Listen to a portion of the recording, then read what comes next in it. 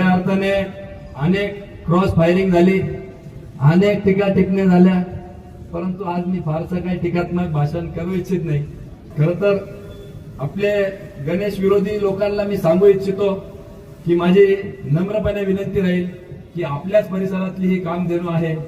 2-3 वर्षानंतर पुन्हा निवडणुका येणार आहे. तुम्ही रितसर लोकशाही मार्गाने सभासदांपर्यंत जा, तुमचे मत ठेवा आणि या निवडणुकीमध्ये उभे राहा.